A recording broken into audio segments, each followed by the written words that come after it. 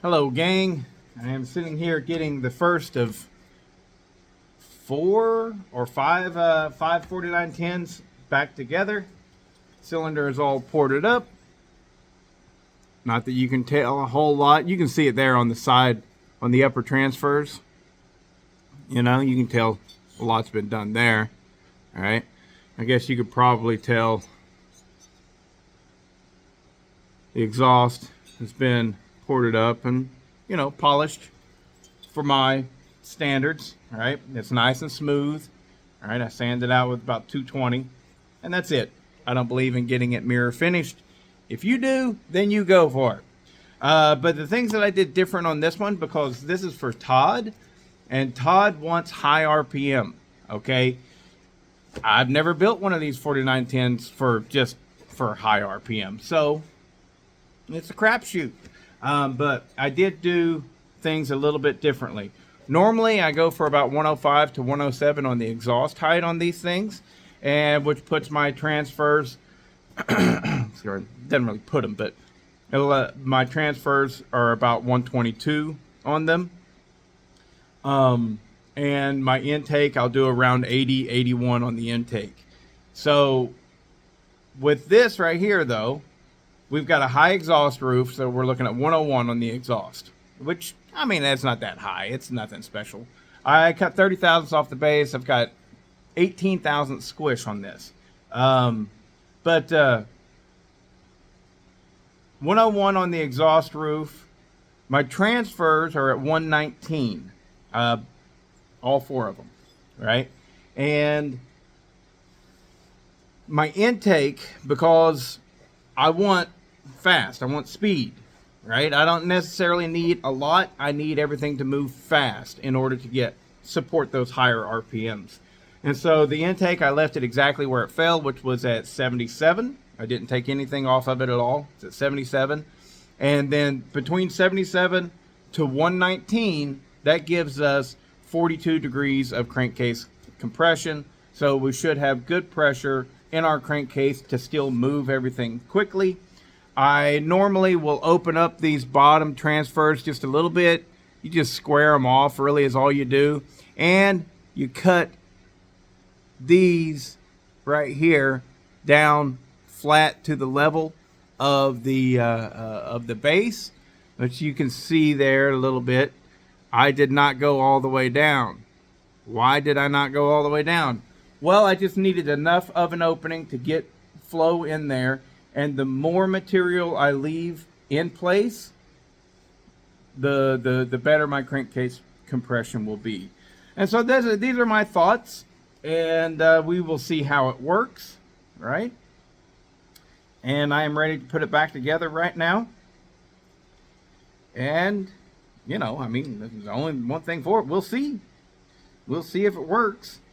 I will say this. I mean, like, I don't know if there'll be a whole lot of difference between this and my normal builds. Other than my normal builds will probably be able to support a 20-inch bar buried, a little bit better than this. Just a little bit. As far as actual RPMs, I don't know. These things do pretty damn good. They do really good. So you get my point. I mean, I don't know how much more RPMs it's going to be capable of. That's a Charlie Briscoe thing. Getting high RPMs out of these, and he's having trouble because he seems to have figured out that the coils on these, while they may be unlimited, they do change things up at higher RPMs with your advance. I think that's what's happening.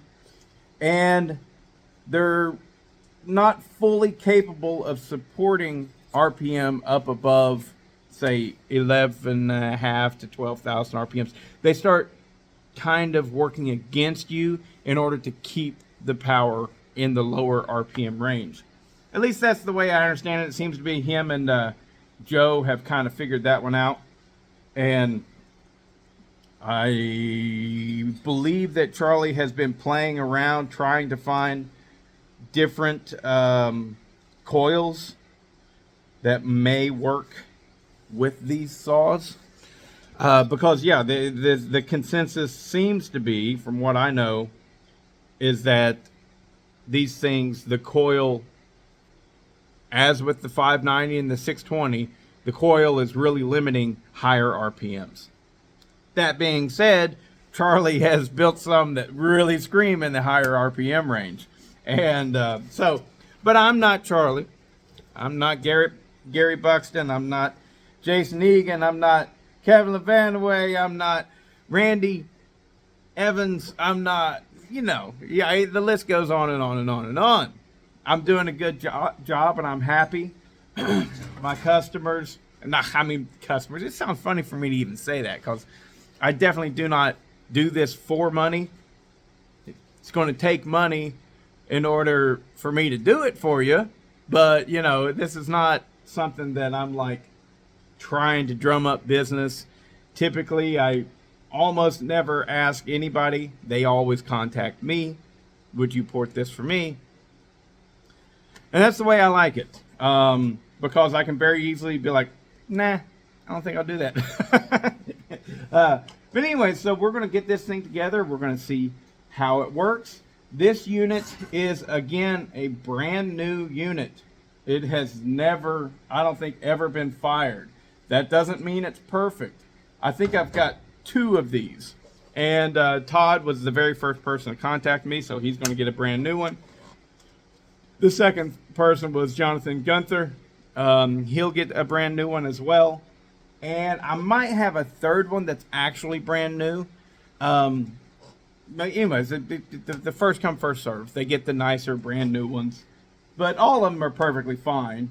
May have a number scribed down here on the gas tank because, they might have been used or supposed to have been used as a rental saw possibly. I don't know. Some of them.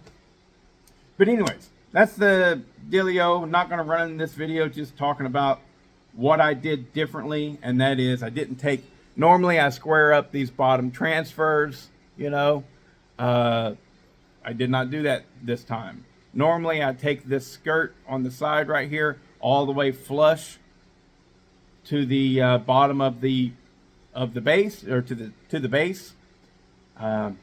Didn't do that this time. Trying to keep as much material in there as I can, because I had to raise those uppers really high, like over 10 degrees in order to get the transfers up to the 119. And why do I want the transfers up so high? I actually was shooting for 117, honestly, but you got to go so far. And I just felt like, I'm calling it quits right here at 119. The reason is time, okay? If you want to run at higher RPMs, you need more time for the transfer to come from the bottom end up through the transfers and into your combustion chamber. Time, okay? The more time that you have for those things to be open and the transfer to happen, the more of your charge will get to the top, okay? If my transfers were really low, I just wouldn't have enough time. But now then everything is a give and take, right? If you have higher crankcase pressure, then that stuff is moving faster.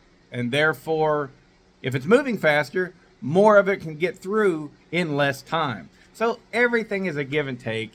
I've said it before, saying it again, 2 strokes are like a ballet. You have got to take a little bit over here in order to give some over here. And it's a balance. You have to balance everything. And I think that I have balanced it. We're going to have 42 degrees of crankcase pressure. I think it's going to work good. And hopefully we can get this to scream for him. He says it's going to be 16-inch bar, limbing. That's it. I asked him. I was like, you sure? I think I even told him, I was like, they actually get pretty high the way they are.